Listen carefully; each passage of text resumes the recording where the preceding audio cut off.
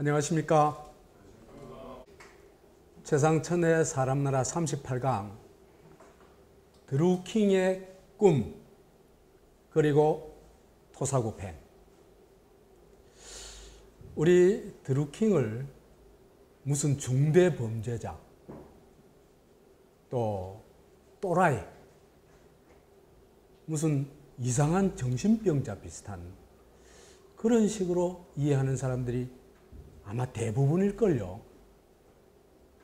그런데 제가 추적을 해보니까 드루킹은 그런 사람 아니에요. 굉장히 아름다운 꿈을 가졌고 그 꿈을 그냥 사장시키지 않고 실현하려고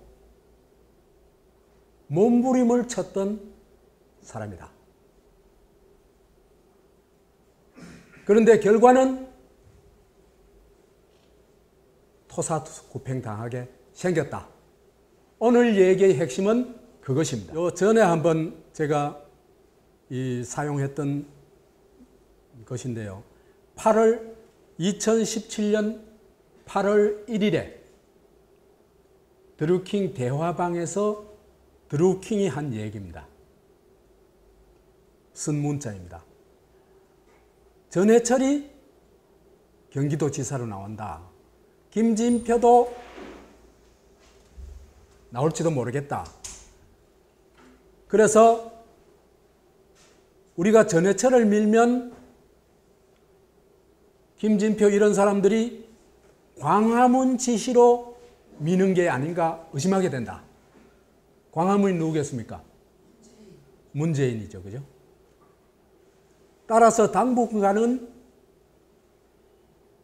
바로 미는 것보다는 이재명을 견제하는 것이 바람직하다. 그 얘기하면서 이게 바둑이의 요청이다 그럽니다. 바둑이 누굽니까?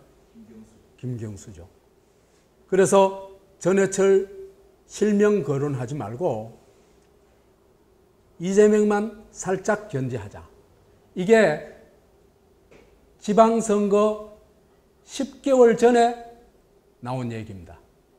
그럼 이때부터 광화문, 바둑이, 드루킹이 누구 견제에 나섰다? 이재명 견제에 나섰다. 얘기를 할 수 있죠. 여기서 이렇게 볼 것 같으면요. 누가 원팀이라는 걸 알 수 있습니까? 광화문과 바둑이와 드루킹이 원팀이다 하는 걸 여기서 확인할 수 있습니다. 그 원팀이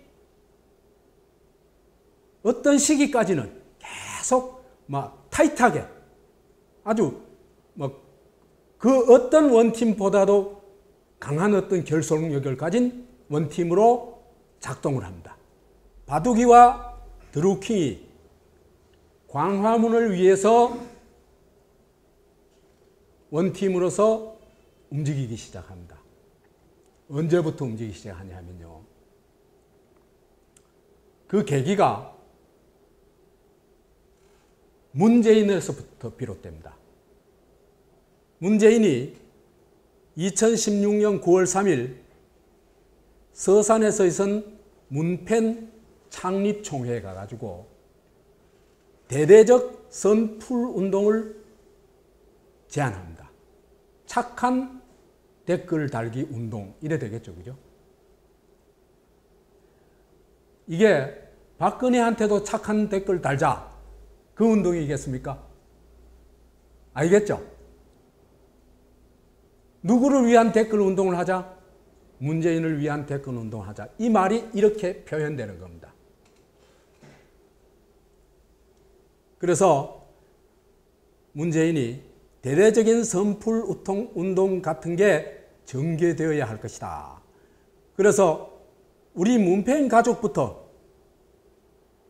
먼저 이 일을 시작하고 분위기를 선도해 나가자. 이렇게 제안을 하니까 거기에 참여한 문펜들이 예 하면서 대답을 합니다.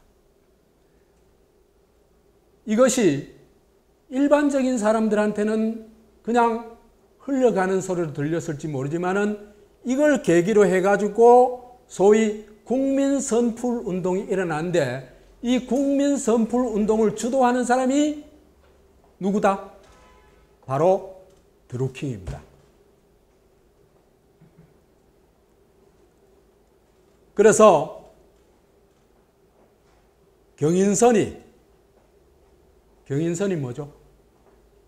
경제도 사람이 먼저다 하는 걸 한자어로 표현한 겁니다. 조선일보에 따르면요, 제가 또 조선일보 기사 가지고 얘기한다고 막 조선일보 편이라고 얘기한 사람 많을 겁니다.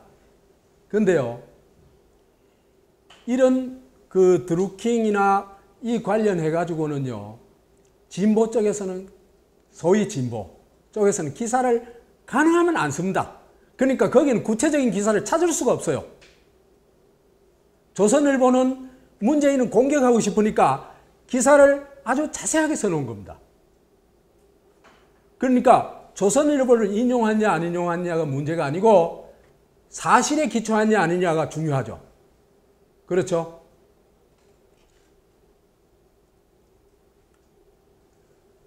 그 조선일보 기사에 드루킹 2016년 9월 3일 문재인의 선풀 발언으로 경인선이 태동됐다. 그러면서 인용을 합니다. 2016년 9월 3일 문재인 팬클럽 문팬 창립총회에서 문재인 전 대표는 아주 의미심장한 부탁을 하십니다. 부탁을 했다고 얘기를 해요. 이 말씀의 의미가 경인선을 태동하게 되었고 여기까지 오게 되었습니다. 이게 누구 얘기입니까? 드루킹이 블로그에 써놓은 겁니다. 경인선 블로그에 써놓은 겁니다. 그래서 구체적으로 선풀운동을 방법까지 제시를 합니다. 문재인과 더불어 관련 기사에 달리는 악플을 선풀로 정화해 주세요. 기사를 읽는 것에서 그치는 것이 아니라 문재인에게 악의적인 댓글이 보이면 비공감, 심한 악플에는 신고를 해주셔도 좋습니다. 그리고 경인선 블로그에서 띄워드리는 기사, 여기서 이제 기사를 띄워줘요. 띄워드리는 선풀을 달아달라. 이게 선풀운동의 핵심입니다. 그래서 이런 운동을 국민 선풀운동이라고 얘기해요.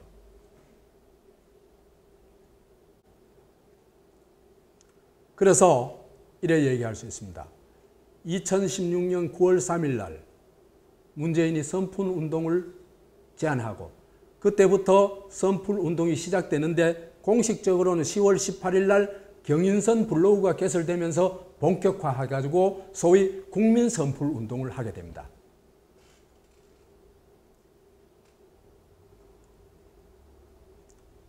그래서 그때부터는 아주 열심히 하죠.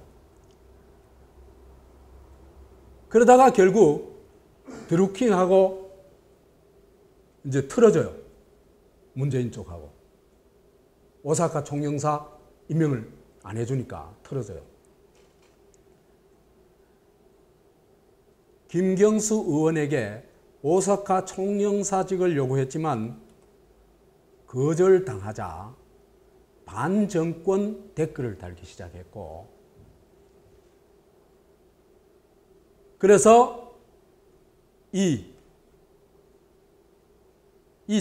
반정부 댓글이 매크로를 사용한 불법 댓글이라는 걸 경찰이 밝혀냅니다.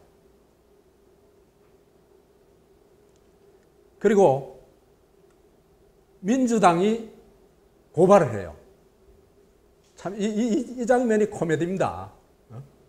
고발을 해요. 그래서 3명을 체포해요. 체포했는데 그 중에 2사람이 민주당 당원이에요.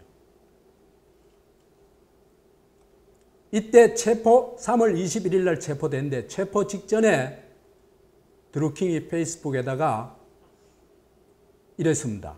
2017년 대선 댓글 부대 진짜 배후가 누군지 알아? 깨끗한 얼굴하고 뒤로는 더러운 짓 했던 이들이 뉴스 메인 장식하면서 니들이 멘붕하게 해줄 날이 곧 올 거다. 이렇게 얘기를 합니다. 이때까지는 드루킹이 자기가 이길 수 있다고 자신했던 것 같아요. 드루킹도 문재인 정권을 너무 몰랑하게 봤던 것 같아요. 그래서 2016년 9월 선풀운동 제안 이후에 그야말로 선풀운동이라는 댓글 조작 작업이 드루킹에 의해서 주도가 됩니다. 이 과정은 드루킹이 옥중 편지에서 잘 써놓고 있는데 그걸 조금 읽어보겠습니다. 원래 드루킹과 경고문은 정치에 관심이 없었어요. 2016년 때도 관심이 없었어요. 12년 때도. 그런데 2016년 9월부터 갑자기 선풀운동을 펼치게 된 데는 사연이 있습니다. 이것도 그죠. 드루킹이 한 가지는 얘기하고 한 가지는 얘기 안 한 거예요. 한 가지는 뭘 얘기 안 했냐 하면은 문재인이 선풀운동을 제안해가지고 선풀하기 시작했다. 시기가 똑같죠? 2016년 9월, 그죠? 그 얘기는 빼놔놓고 무슨 얘기를 하냐 하면 그의 이름을 밝힐 수 없는 한나라당 측 선거 관계자로부터 2007년 대선에 댓글 기계를 사용했다. 그래가지고 2007년, 2012년 대선의 패배가 이 한나라당이 사용한 댓글 기계 부도의 맹활약 때문이라고 판단했다는 겁니다. 그러면 이거는 이 드루킹의 생각은 댓글이 이 선거의 국면에서도 굉장히 중요한 역할을 한다고 보고 있는 겁니다. 그런 관점에서 봤을 때는 이런 선거는 하나마나 무조건 깨지게 되어 있다는 겁니다.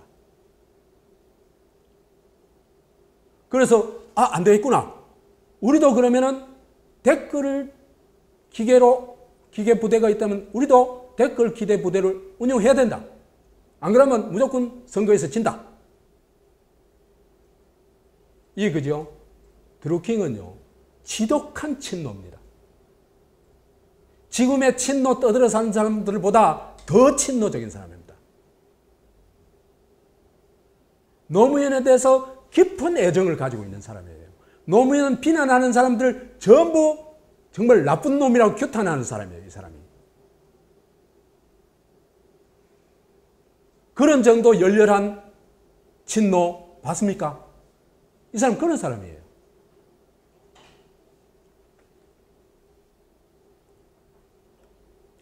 그래서 2016년 9월 김경수가 파주 자기 사무실을 찾아왔을 때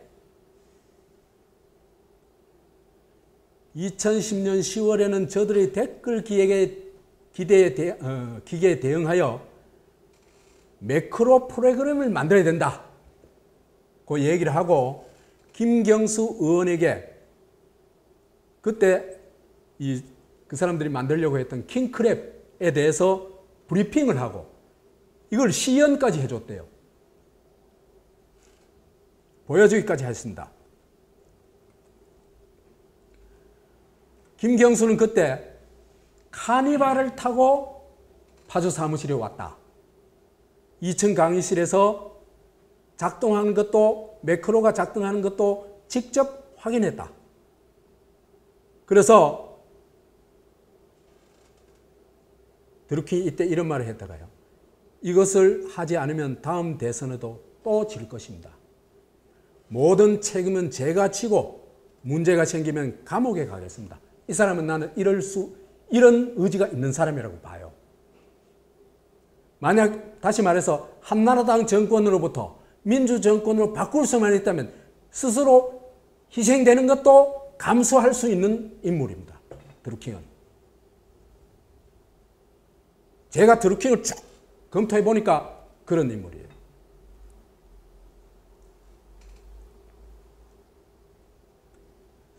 다만 의원님의 허락이나 적어도 동의가 없다면 저희도 이것을 할 수는 없습니다. 그러니 고개를 끄덕여서라도 허락해 주십시오. 했더니 김경수 의원이 고개를 끄덕였다. 그래서 그럼 진행하겠습니다 고 말했다. 2010년 10월 방문 시 그가 확인했던 킹클랩은 여러 명이 그 장면을 목격했기 때문에 아마 발뺌할 수 없을 거다. 이렇게 자신합니다. 그래서요. 그러니까 인터넷 댓글 매크로 작업을 통해 가지고 대선에 적극적으로 문재인 대선 운동에 참여한 거죠. 누구의 동의를 받고? 김경수의 동의를 받고. 근데요, 이런 주장을 해가지고 김경수의 동의를 받았다고 해가지고 이 사람의 이 드루킹의 죄가 면제되는 거 아닙니다. 오히려요, 죄가 엄청나게 커져요. 그냥 내가 좋아서 했다 이렇게 하면요, 제목이 뭐 됐냐 하면은 네이버 업무방해밖에 안 돼요. 그건 징역 살거리도 아니에요. 벌금 한 500만 원 내면 돼요. 그런데 이렇게 불법 댓글 운동을 했다. 이래 되면 이 사람 그보다는 훨씬 많은 형을 살 게 틀림없습니다. 그러니까 이 사람은 지금 자기의 희생을 무릅쓰고 진실을 얘기하고 있는 겁니다. 근데요, 댓글 운동으로 그치지를 않습니다. 김경수의 요청에 따라 가지고 요즘은 이제 이게 보도되어 있죠. 재벌개혁 대안까지 제시를 합니다. 김경수가 드루킹에게 재벌개혁 방안을 2007년 1월 5일 이제 민주당 경선이 시작되기 얼마 전입니다. 그죠? 요때 이걸 요청을 합니다. 이거는 굉장히 중요한 문서입니다. 재벌개혁 방안에 대한 자료가 러프하게라도 받아볼 수 있을까요? 다음 주 10일에 발표 예정인데 가능하면 그 전에 반영할 수 있는 부분은 포함되는 게 좋지 않을까 싶네요. 목차라도 무방합니다. 이게 김경수가 드루킹한테 보낸 거죠. 그죠? 이거는요, 뭐냐 하면은, 재벌개혁은요, 이따 얘기하겠지만, 이건 보통 문제가 아닙니다. 이거를, 이 재벌개혁안을 드루킹한테 부탁했는데, 그것도 러프하게라도 보내달라 그래요. 그러니까, 드루킹에 대한 기대와 신뢰가 얼마나 큰지 이게 요 문자가 딱 보여주고 있는 겁니다.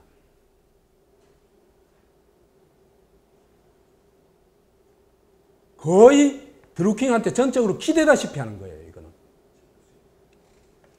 그게 드루킹이 대단하죠. 그래가지고 지금은 준비된 게 없고 며칠 내로 작업해가지고 보여주겠다 그랬는데, 이 김경수가 드루킹하고 나눈 대화 내용인데, 이거 보면요, 이거는 완벽한 완팀이에요. 예를 들면요, 문 대표님의 김영란법 관련 발언 중 예외에 관한 내용은 저쪽에서 공격하기 좋은 소재이고 이게 드루킹이 김경수한테 하는 얘기입니다. 그러니까 이런 문제에 대해서는 어떻게 하라고 어떻게 해달라고 마지막에 신속한 대처를 부탁드립니다. 이렇게 합니다. 그러니까 지금 야구로 칠 것 같으면 감독이 누굽니까? 예?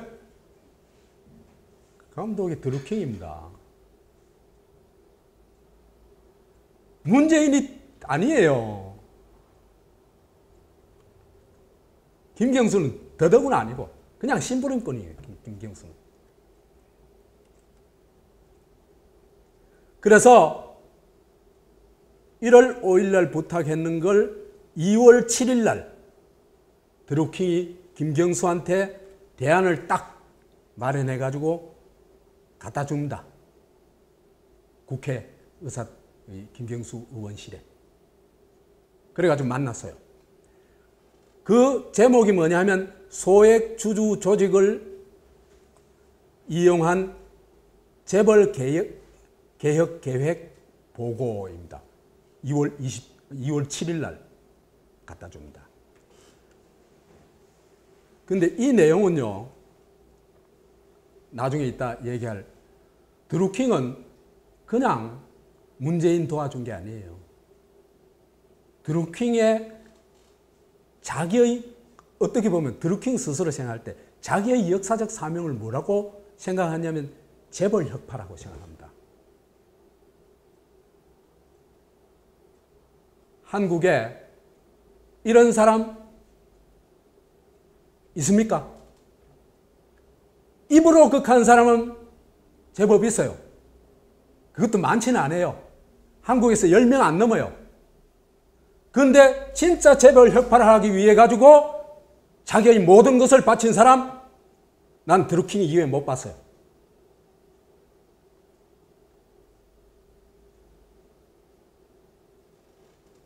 그래서 드루킹이요, 재벌을 어떻게 혁파할 것인지에 대해서 자기 안을 여기에 소복이 담아놨습니다.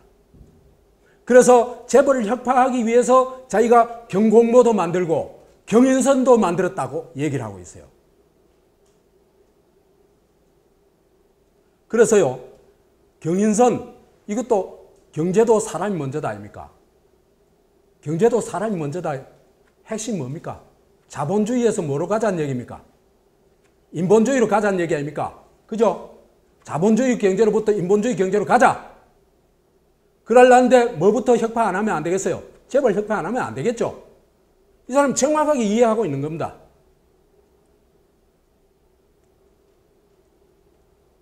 그래서 자기가 총 회원수 5,000명을 모았다, 지금. 그 중에 진성회원, 진짜 활동하는, 돈도 내고 활동하는 사람, 1,750명이다. 그죠? 진성회원 1,750명, 이게 한 개인이 만든 거는요, 나 이런 정도 조직 못 봤어요. 어마어마한 조직입니다. 제가 지금, 그죠? 동영상 찍는 거에 3년 동안, 3년 넘게 했거든요. 했는데 제가 지금 조직 하나 만든다 하면요, 몰라, 한 5명 모일까 모르겠어요. 그런데 5,000명을 모았잖아요. 그만큼 여기에 모인 사람들이, 그죠? 그냥 무지랭이들 아니에요. 무지랭이들이 시간이 없어서 이런 데 나갈 수도 없어요. 전문직 아니면 이런 데요, 거의 참여가 불가능해요. 왜? 시간이 돼야 되고, 동선이 확보돼야 되죠. 그죠?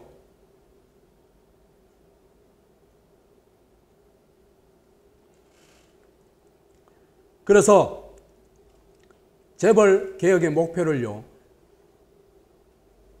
재벌 기업의 오너 교체, 총수 교체, 이게 핵심이다.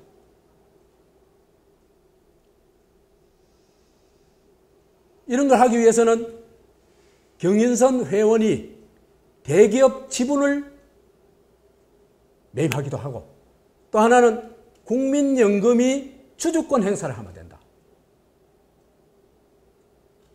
있잖아요, 그죠? 지금요, 소액 주주와 그 다음에 국민연금 그 지분이 있잖아요. 그죠? 주주권을 행사하면요. 이재용이 하루아침에 아웃시킬 수 있습니다. 정권이 안 하고 있을 뿐입니다. 이 꿈을 누가 꿨다? 드루킹이 꾼 겁니다. 드루킹이 나쁜 놈입니까? 몽상가입니까? 몽상가적인 면은 있어요. 그래서 재벌개혁 이후에 수익 모델로서 개성공단을 2,500만 평으로 확대해가지고 삼성전자도 그걸로 옮기고 공장을, 중형 공장을 옮기고 현대자동차도 옮기자 이래 얘기를 하는 겁니다. 그래가지고 남북이 같이 성장하는 경제로 가자. 아이디어 자체가 하여튼 실현 가능성은 뭐 둘째치고라도 아이디어 자체가 정말 산박하잖아요. 이런 게 누구한테 필요했다? 문재인한테 필요했다는 겁니다. 실현할 의지 그건 하나도 없어요.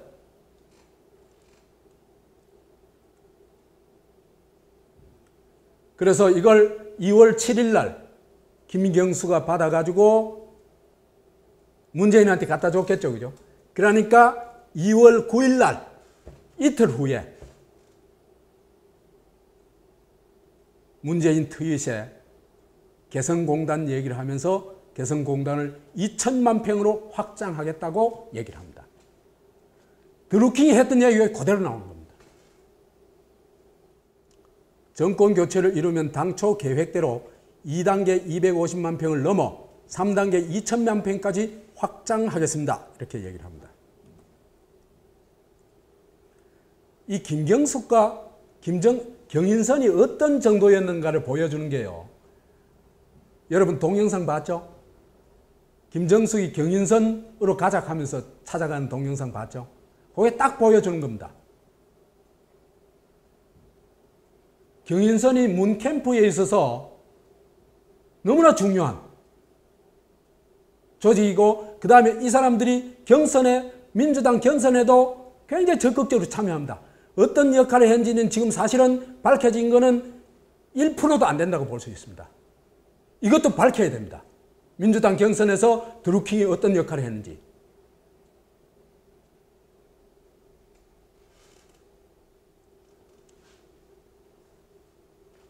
여기서요.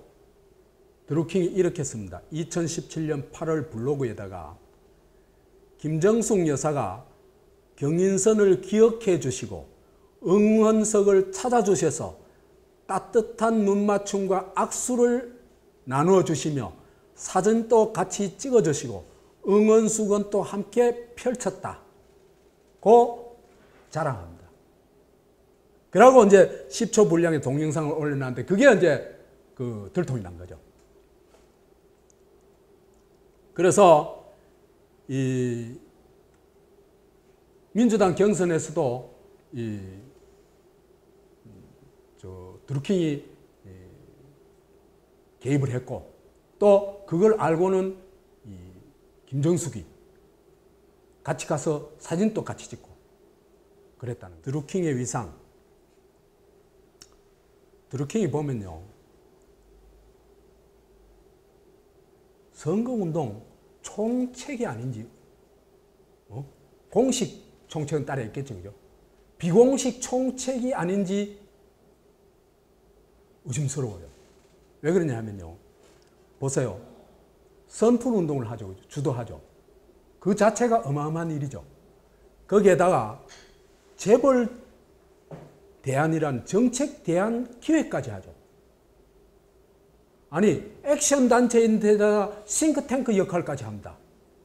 이보다 더 어마어마한 선거운동 단체 있을 수 있어요? 없습니다. 근데요. 드루킹이 제안하는 정책 대안을 주목할 필요가 있어요. 이게 한국 체제개혁의 재벌개혁은요. 재벌개혁은 단순한 경제개혁이 아닙니다. 재벌개혁은 한국의 체제개혁입니다. 왜 그러냐면요. 재벌이 모든 것을 실질적으로 지배하는 사회거든요. 그러면 재벌이 있는 한 민주공화국은 불가능합니다. 민주주의도 껍데기에 불과합니다. 그죠? 왜? 누가 다 결정을 해요? 실제로는 재벌이 다 결정하는 겁니다.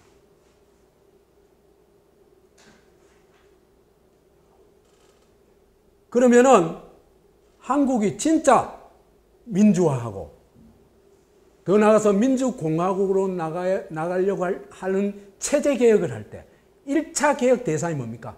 재벌이죠. 재벌 개혁이 없이는 한 걸음도 못 나갑니다. 민주주의 아무리 해봐야, 껍데기 민주주의 아무리 해봐야 안 됩니다. 왜? 경제 구조가요. 재벌이 전부 빨대를 내려가지고 빨고 있는 그 구조이기 때문에 이 빨대를 잘라버리지 않는 한은 불가능합니다. 돈이 국가의 역할이 뭡니까? 돈을 돌리는 겁니다. 재벌이 있는 한 돈이 아래 위로 안 돌아요. 밑에 있는 사람들만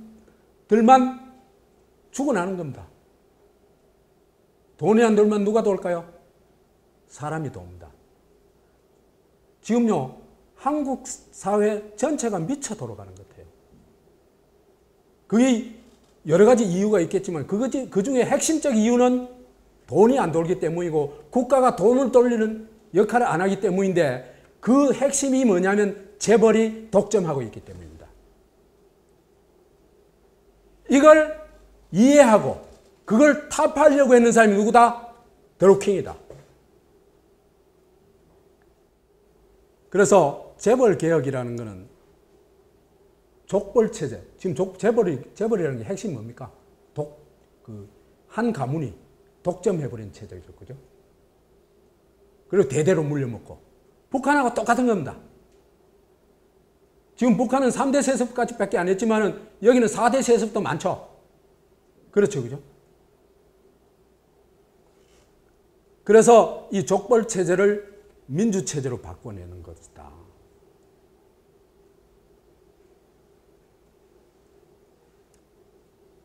그런데 이런 재벌 개혁, 말하자면 한국 사회 최고의 주제, 최대 주제, 이것의 대안을 누가 제시한다? 드루킹이 제시하고 있다는 겁니다.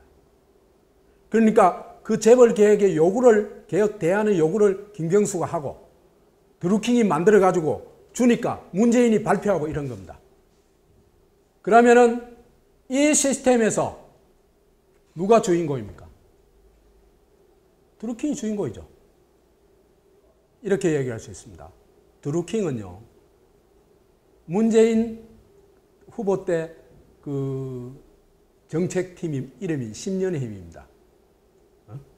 10년의 힘 아무것도 한 거 없어요. 10년의 힘 장차관 60여 명 모아놓은 거예요. 김대중 노무현 정권 때 장차관 지낸 사람들. 이 사람들 힘하고는 뭐 비교도 안 되고, 그 다음 최순실이 고작 했는 게 뭡니까? 에? 대통령 힘 빌려가지고 재벌들한테 돈 뜯어가지고 지 딸 뭐 만들려고 했는 거죠. 그죠? 그냥 작은 호작질에 불과해요. 아닙니까? 근데 드루킹은요, 비서인이긴 하지만은 거의 국사 수준이에요. 국사 수준. 국사 수준이 아니면은 재벌 개혁 대안을 사실상 개인 명의로 내놓을 수 있겠어요?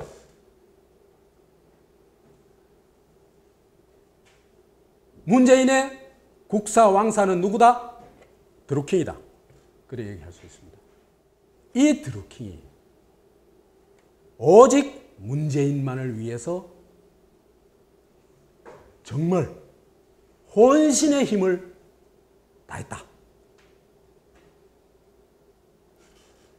문재인이 대통령 당선되는 과정에서도 엄청난 역할을 했지만 그건 우리가 아직 아는 거는 극히 일부에 불과하기 때문에 생략하도록 하겠습니다.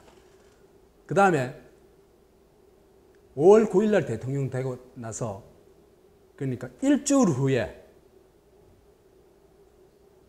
정의당에 대해서 공개적인 타박을 합니다. 정의당, 한마디로 말하면 정의당 입 다물어. 입 안 다물면 내가 날려버려. 이 얘기를 하는 겁니다.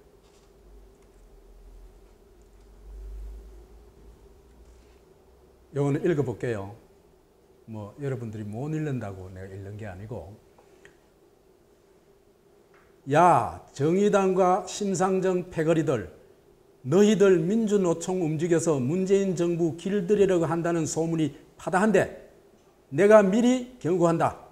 지난 총선 심상정 김종대 커넥션 그리고 이회창까지 한 방에 날려버리겠다. 못 믿겠으면 까불어 보든지. 이게 긴장해요. 요때가 언제냐 하면요, 노회찬한테 5천만 원 줬다고 하고 한 2달 후거든요. 그러니까 노회찬 코를 탁 끼놓은 겁니다. 사실이라면. 무섭죠?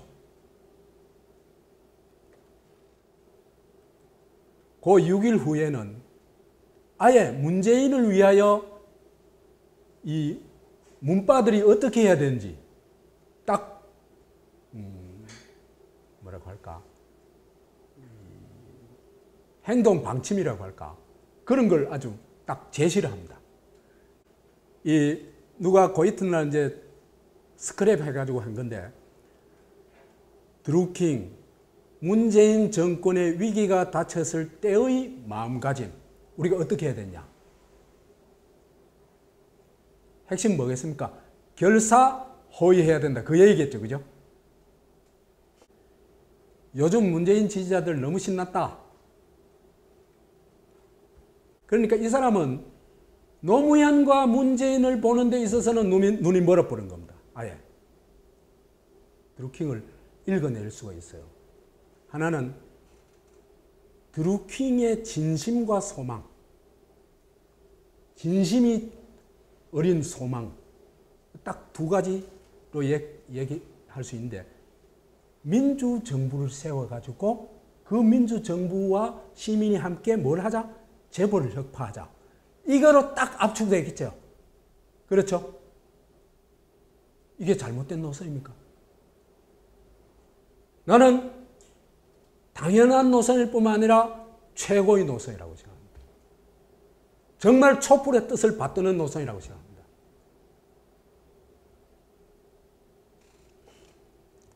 그런데 드루킹이 결정적인 잘못을 해요. 뭘까? 양다리 문재인을 선택한 겁니다. 눈이 멀었던 겁니다. 그러면서 또 하나 착각은 뭐냐면, 재벌 혁파하자면요, 진보 세력하고는 반드시 손을 잡아야 되겠죠. 오히려, 그죠?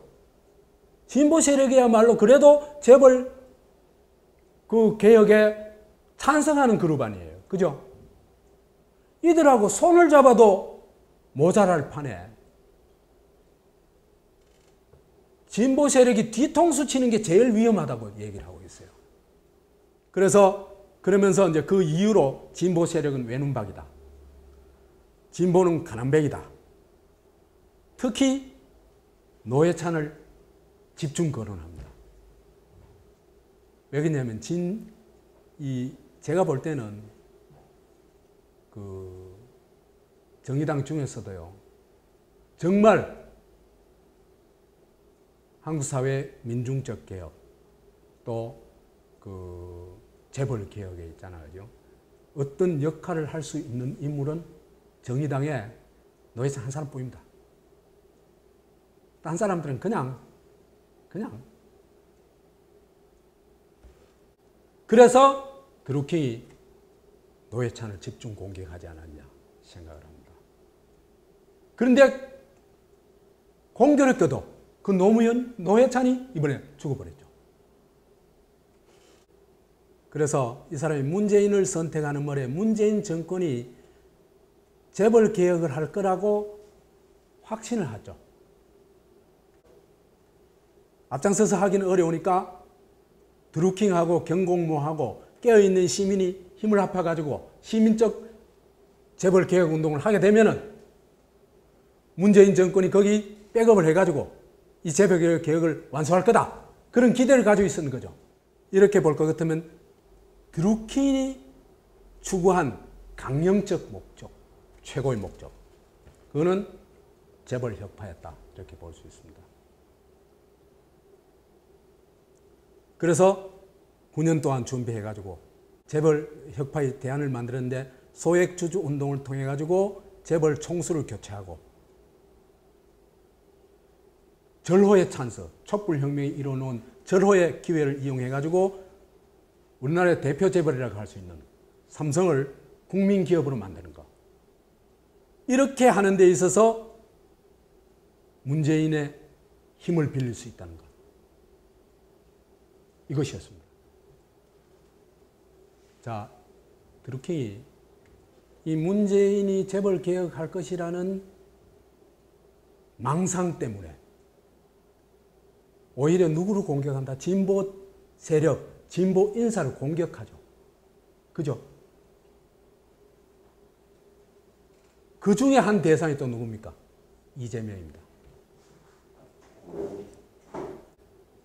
그러면은 이 드루킹은 문재인과 자기의 관계, 문재인 정권과 자기의 관계를 어떻게 생각하고 있었냐? 그걸 좀 볼 필요가 있는데요. 거기에 나타난 게 요 문건입니다. 대화방에서 드루킹이 그래도 절대로 문재인 정권하고 어떤 연계가 있다고 티를 내서는 안 됩니다.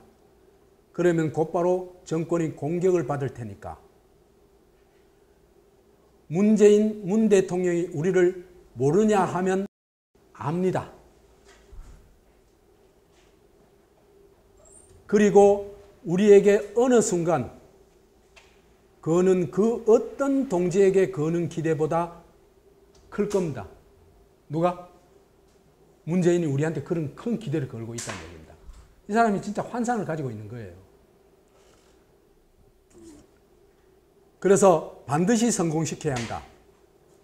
우리가 실패하면 문재인도 죽고 문재인이 죽으면 우리도 죽습니다. 이래가지고 드루킹과 문재인 관계를 운명공동체로 생각하고 있습니다. 이 사람이 이게 어마어마한 착각이죠. 그래서 운명공동체이기 때문에 문재인은 절대 호위하고, 그죠?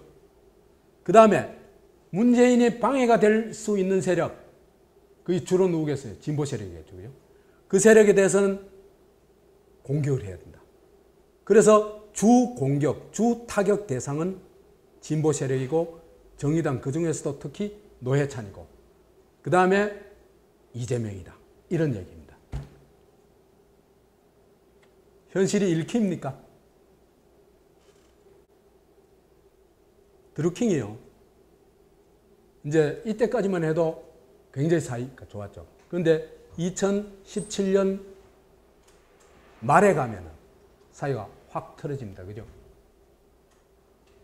확 틀어지는데 핵심이 오사카 총영사 자리를 둘러싼 양측의 갈등 때문입니다. 그죠? 요즘 보니까 누가 먼저 오사카 총영사를 제안했는지 그게 좀 애매모호해요. 원래 알려지기로는 이 드루킹이 오사카 총영사직을 김경수한테 요구했다고 알려져 있는데 JTBC 보도에 따르면은 이 특검 영장에 김경수가 먼저 오사카 총영사를 제안했다 그래요. 이거 줄 테니까 우리 도와달라 이래 제안했다는 거예요. 그래서 이거는 앞으로 좀 더 조사를 해봐야 되겠죠. 그런데요, 경공모 또는 경인선이요, 오사카 총영사라든지 여하튼 어떤 이 대선 공로를 증명할 만한 자리를 얻지 못하면은 이 조직이 유지되겠어요? 그러니까 개고생해가지고 만들어놨는데 완전히 찬밥 신세가 된다. 그러면 이 조직에 누가 활동하겠어요? 이 조직이 그죠? 한 달 유지비가 6천만 원 정도 든다 그래요. 그러면 그 돈을 들여가지고 이 드루킹 말로는 돈은 일체 안 받았다고 하거든요. 저쪽에서부터. 그러니까 자기 돈으로 했다는 얘기는, 자기 돈으로 그 개고생을 해놔놓고는 결과는 아무것도 없다. 그럼 이 조직이 유지될 수 있겠어요? 그 조직 하루도 유지 못 됩니다. 그러니까 조직을 유지하기 위해서라도 어떤 결과물을 만들어내야 됩니다. 그래서 오사카 총영사 자리가 얘기가 됐는 듯한데, 제가 보기에는요, 지금까지 제가 한 얘기로 봐서 공로에 비해서 오사카 총영사 자리가 과도한 요구일까? 최소한의 요구일까? 저는요, 지금까지 쭉 봐온 거로 봐서는요, 장관 자리 한두 자리 요구할 수 있다고 생각해요.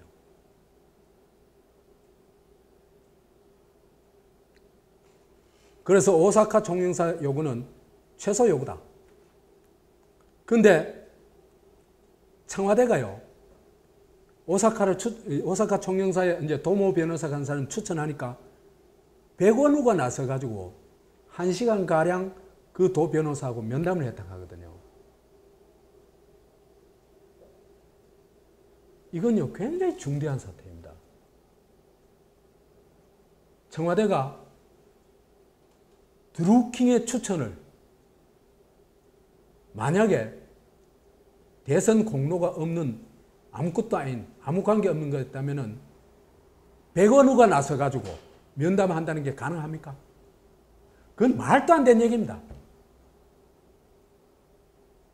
개방적 추천제라서 했다? 개방적 추천제라도, 그죠? 그건 어디까지나 문서상의 얘기지. 그 사람을 백원우는 누굽니까? 문재인 측근 5명 중에 한 사람 정도 되는 사람입니다. 최측근. 이 사람이 만나가지고 1시간 면담했다는 거는, 그거는 대선에서 공로가 상당히 있다는 걸 공식적으로 인정했다는 얘기입니다. 그런데 오사카 총영사직을 거부하고 대신 센다이 총영사를 역제안했다고 그러죠.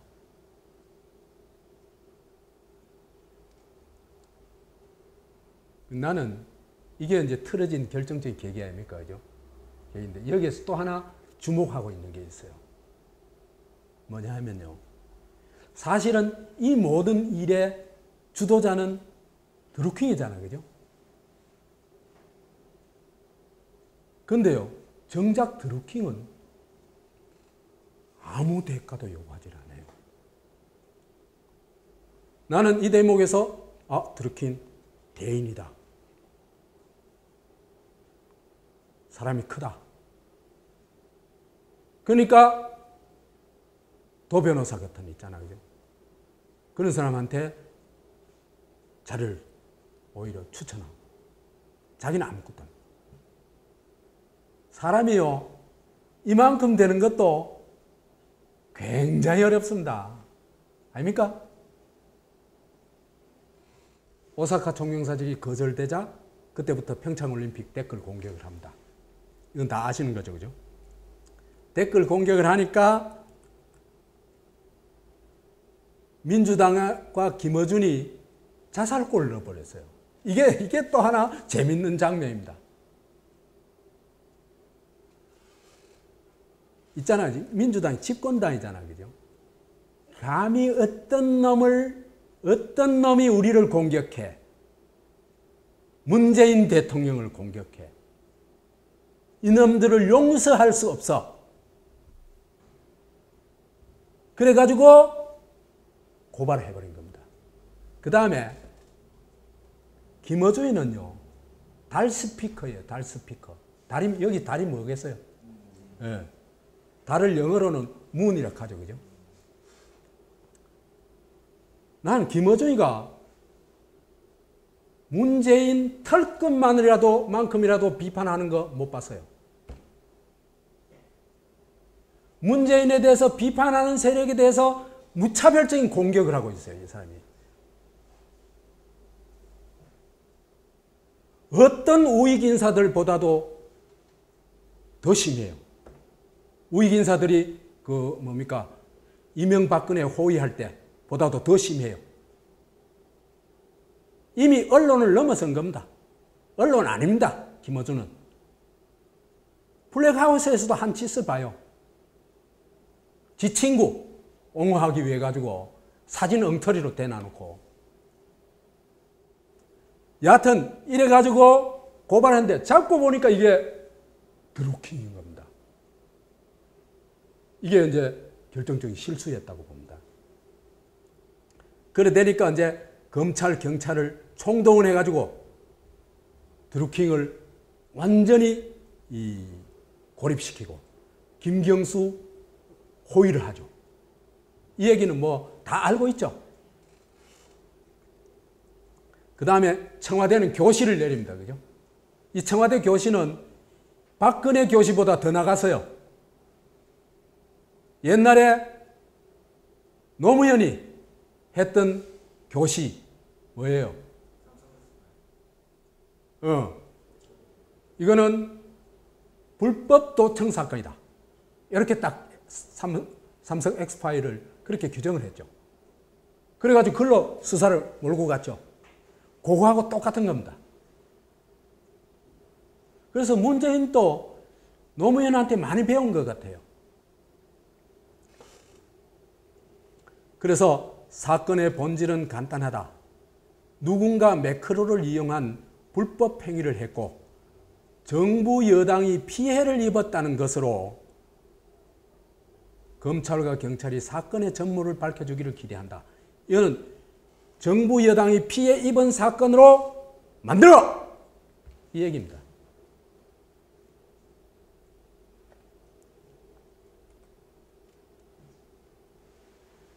그래가지고 김성태가 특검을 요구하면서 이제 당시 농소했죠. 얼마나 조롱거리 됐어요. 그죠? 그러니까 이게 그죠? 우익들이 하던 짓을 그대로 하고 있는 겁니다. 조롱하고. 이렇게 조롱하지는 않았어요. 사람을. 우익도.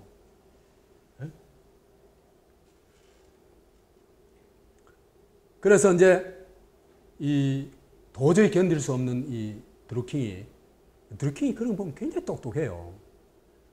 조선일보에다가 옥중 편지를 보내버렸어요. 딴 데 보내면은 그게 보도된다는 보장이 없다고 판단한 겁니다. 그러니까 조선일보만큼은 옥중 편지를 보도해주겠지 하고 기대를 하고 조선일보 보낸 겁니다. 그리고 그건 사실이 됐고. 그래서 어쩔 수 없이 특검을 안 할 수가 없었죠. 그런데 이 특검이 이상한 짓을 해요. 7월 12일자 보도인데요. 허특검이 특검 임명받고 3시간 이상 못 잔다. 머리 위에 칼이 있더라. 이런 얘기를 합니다.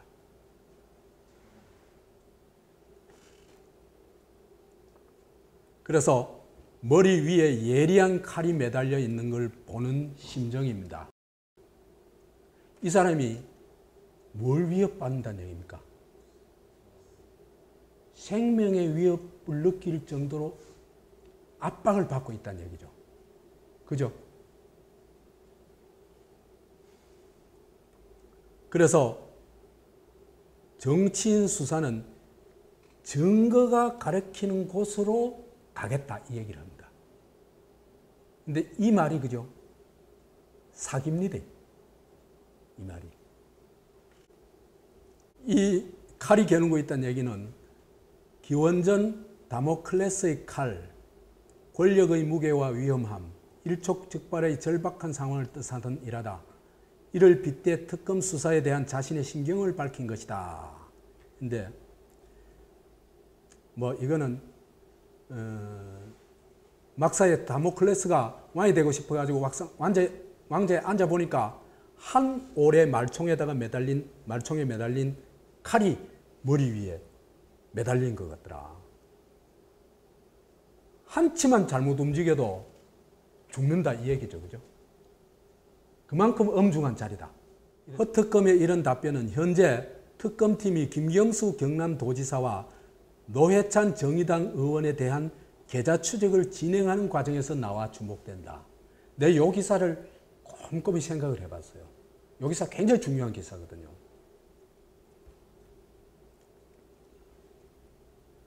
자기가 생명의 위협을 받을 정도의 압박을 느끼고 있다면 그 압박은 두 가지 중에 하나입니다. 하나는 이 중대한 일을 제대로 수사해가지고 성과를 내놔야 된다. 이 자기 마음으로부터의 압박감이죠. 그죠? 그렇겠죠. 그죠? 이런 중압감을 느낀다면 뭘 하면 되겠어요? 누구를 조사해야 되겠어요? 김경수 조사하면 됩니다. 왜? 지금 문제의 핵심 뭡니까? 이 댓글 작업을 했는데, 매크로 댓글 작업을 했는데, 이것이 김경수가 연관되어 있냐, 안 되어 있냐, 이게 핵심이죠. 그거 조사하면 되는 겁니다. 그런데 그 생명의 위협이요, 저항하기 위한 외압일 수도 있습니다.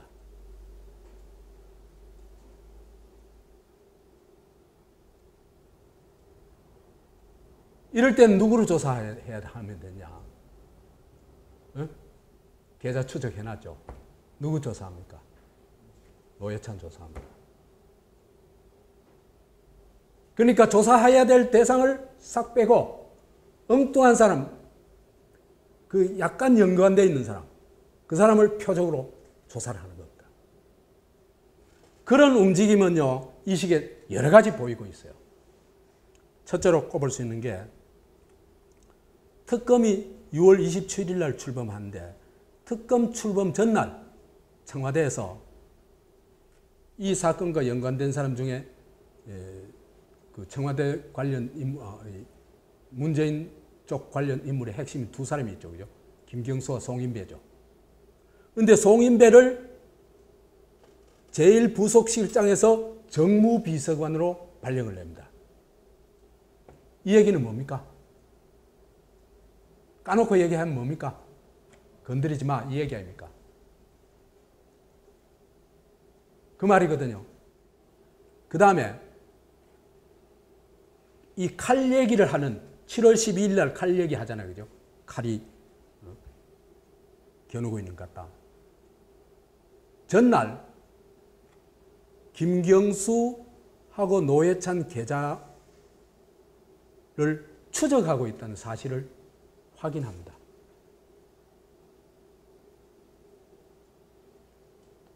그 다음에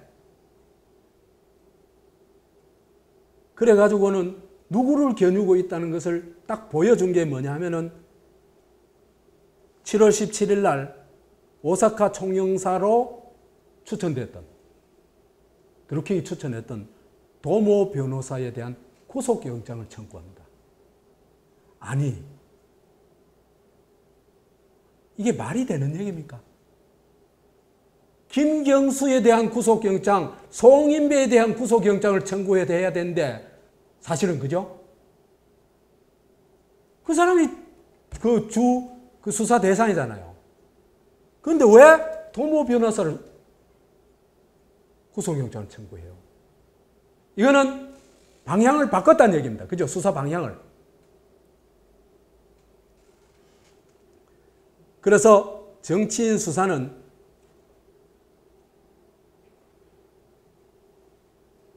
증거 가르치는 곳으로 가겠다 하는 이 말이 그죠. 사실은 많은 것을 말해주고 있습니다. 요 칼 얘기 나오기 전날 계좌 추적하고 있다는 얘기를 하고 있어요. 이건 그죠. 증거에 따라 수사하는 게 아니고 사건의 본질에 핵심을 수사해야 돼요. 그죠? 증거요. 저 격까지 증거. 이 사건하고 거의 무관한 증거들도 수없이 많아요.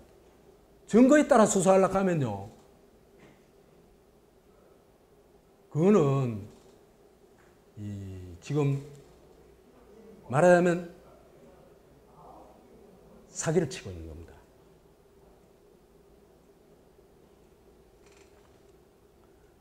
그래서 사건의 본질, 핵심 수사를 피하겠다는 뜻이다. 그 말이. 그래서 김경수, 노회찬 계좌 추적을 했는데 김경수는 문제될 게 없어요. 2,700만 원 어떻게 줬다는 게 다 나오죠. 여기서도 다 기사에서도 다 나옵니다. 개인 후원 계좌를 줬죠. 그럼 누가 표적이다는 얘기입니까? 노회찬이 표적이야! 이 얘기입니다. 지금요. 제가 대한민국의 청기 뉴스를 하고 있습니다.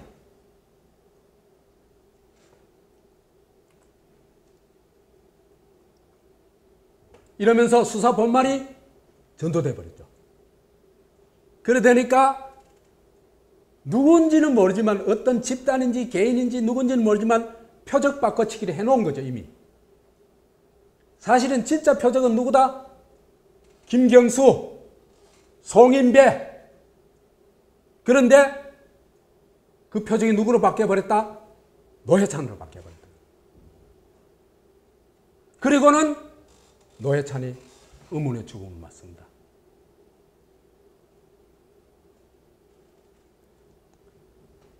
의문사하고 나서는 제대로 수사하는 것처럼 보이는데 진짜 제대로 수사를 하는 건지 아니면은 수사하는 제대로 하는 척 하는 건지는 아직 모르겠어요. 결과로 말을 해줄 겁니다. 그래서 이 노회찬이 의문사를 했죠. 도저히 이해할 수 없는 의문사를 한 거죠.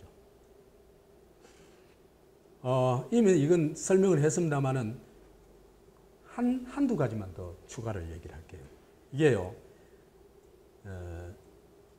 투신 자살 가능성은 0%다. 우리 집에 요만한 창문이 있어요. 높이가 1m 정도 돼요. 아파트 아니에요. 우리는 단독주택이에요. 1m 정도 되는데 그걸요 제가 도저히 못 올라가겠어요. 제 힘으로는. 제가 이제 노회찬보다 나이는 좀 많고 몸은 이제 좀 부실한 편이죠. 그렇더라도 있잖아요. 그죠? 140cm로 올라간다는 건 거의 불가능해요. 그 다음에 또 하나, 이 서울신문의 기사인데 범죄는 흔적을 남긴다. 8m 떨어졌다는 걸 설명하지 않는 한 투신 자살은 설명이 전혀 안 되는 겁니다. 이 문자는 그죠? 신뢰성이 하나도 없습니다. 그러니까 도저히 신뢰성이 없다는 걸 경찰이 모르겠어요. 경찰이 저보다 모르겠어요. 그건 말이 안 되죠. 그러니까 신뢰성이 하나도 없는 휴대폰 유서를 자필 유서라고 얘기했다면은 이 경찰은 범죄의 하수인이다 이 얘기입니다. 그렇죠? 그 다음에 이게 핸드폰 유서인 줄 뻔히 알면서 그걸 유서 맞다고 저 사람들한테 기자들한테 브리핑까지 한 정의당은 공범이다. 이래 얘기할 수 있습니다. 지금 그게 우리의 꼬라지다.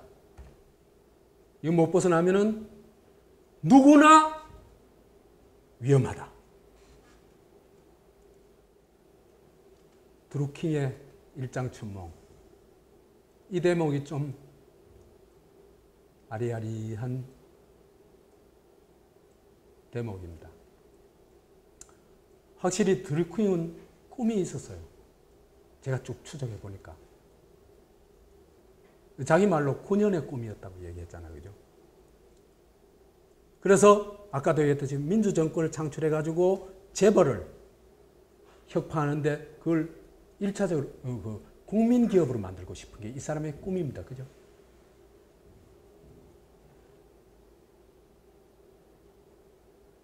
근데 이건요, 단순한 민주정권으로 되는 일이 아니에요. 누가 돼야 되겠습니까? 촛불 정권이 나와야 되는 겁니다. 촛불 대통령이 나오지 않는 한 이 일은 절대로 이루어지지 않습니다. 그걸 드루킹은 몰랐던 겁니다.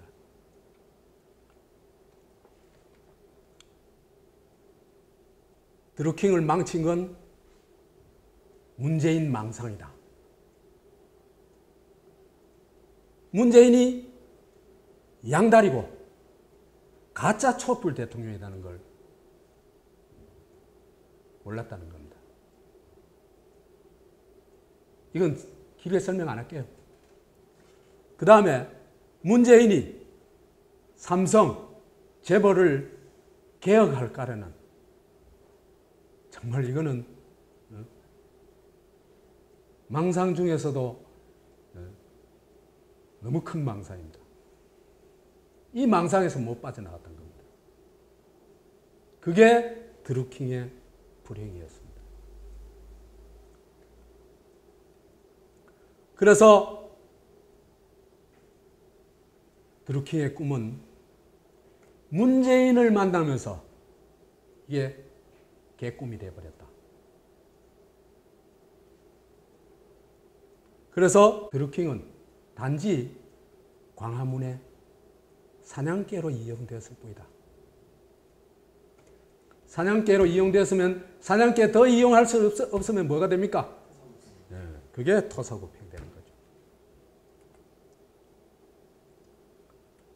그 사냥개의 운명이 바로 토사구팽이다. 그죠? 한국의 전 언론, 민주당, 유시민, 김어준, 문바 할 것 없이 있잖아요. 그죠? 드루킹에 대해서 객관적인 이해를 하려고 하는 사람 내가 단 한 사람도 못 봤어요.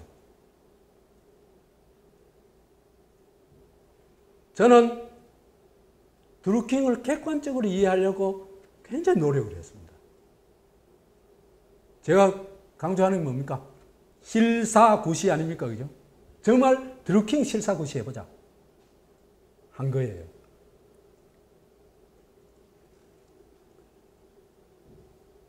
그래서 드루킹을 또라이 폐인으로 몰고 있어요. 이 사람들이. 예외가 없이.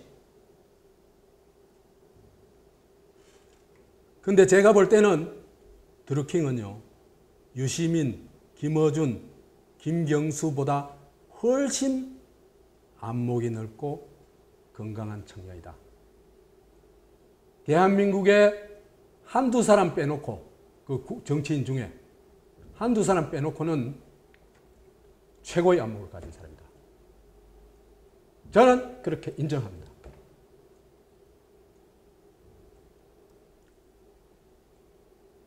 그래서 사냥개가 되어버린 드루킹이 어떻게 됐냐. 문재인 정권하고 공권력은 드루킹을 철저히 고립시키죠. 그죠? 그 다음에 무력화시킵니다. 그 다음에 어떻게 하려고 합니까? 독박을 심으려고 합니다.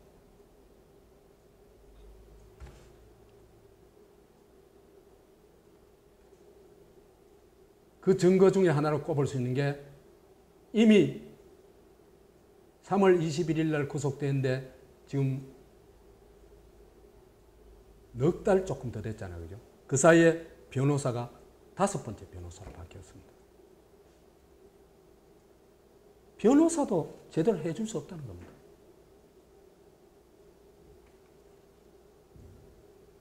이런 얘기는 드루킹의 탄원서에 잘 나타나 있습니다. 탄원서 제목이요. 짓밟힌 자의 마지막 항변입니다. 이건 좀 읽어드릴게요. 저는 드루킹입니다.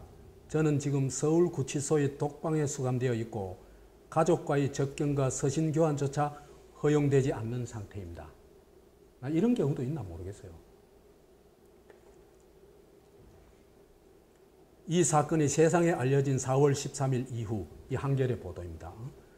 검찰과 경찰 그리고 정권의 압력에 의해 제 변호인들은 피의자가 될 처지가 되거나 자진해서 떠나거나 세무조사를 받는 등으로 고립되어 지금의 저는 아무도 변호인을 맡아주겠다는 사람이 없는 처지입니다.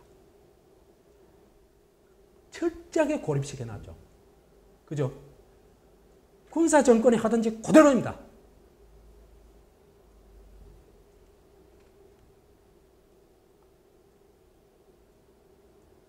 그래서 자기는 특검을 기다려왔는데 특검은 무용지물이라는 걸 깨달았다는 겁니다. 그래서 결국 모든 죄를 저와 경공모에 뒤집어 씌워 종결하려 한다는 느낌을 강하게 받게 되었습니다.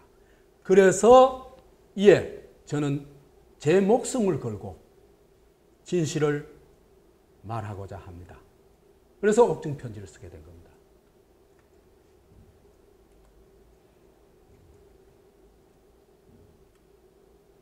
저는요,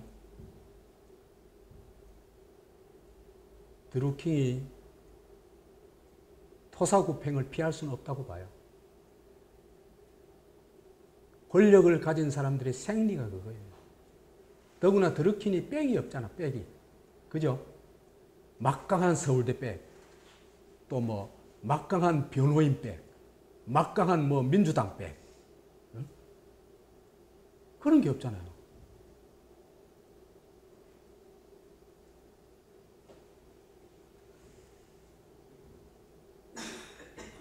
이 양반이 목숨을 걸고 진실을 말하고자 한다 그러면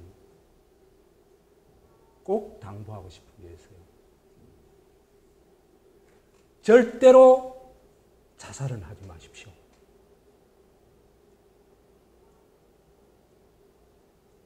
살아있어야 진실을 밝혀낼 수 있습니다. 그래서 변호인을 통해서든지 기회가 된다면 반드시 자살은 절대로 하지 않는다고 공개선언을 해주세요. 우리에게는 당신의 진실이 필요합니다.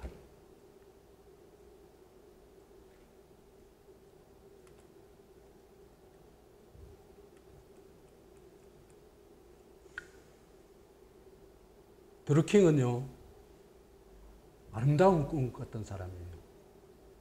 저도 이런 꿈 꾸고 있는 사람입니다.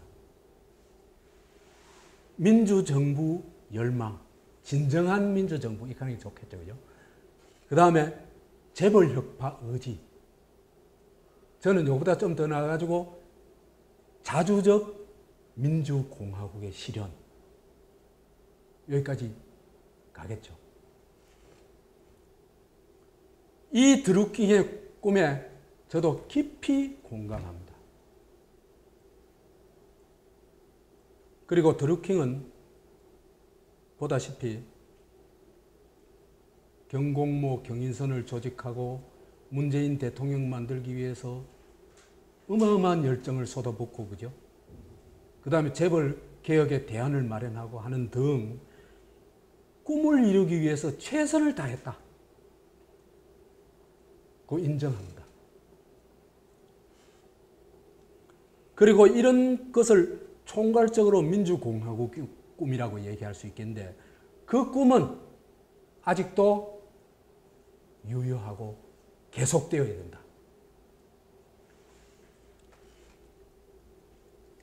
그러면서 이 사람이 얘기했던 걸 다시 한번 읽어드리고자 합니다. 진정한 민주화는 왜곡된 경제 시스템이 바로 잡힐 때 이루어집니다. 진정한 민주정권의 성공은 재벌개혁을 통해서 실현될 것입니다. 맞습니다. 썩어 빠진 재벌들이 기득권으로 군림하는 한 어렵게 세운 민주정권도 오래가지 못할 것입니다. 오래 못 갑니다. 이제 때가 왔습니다. 개혁의 주체는 문재인이 아니라 당신입니다. 당신들 시민들이 나서지 않으면 이 정권도 실패할 것입니다.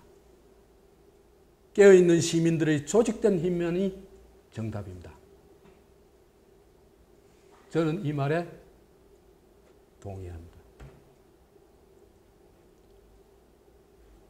이 훌륭한 꿈이 문재인을 선택함으로써 일장춘몽이 되어버렸고 이제는 토사구팽의 처지가 되었다.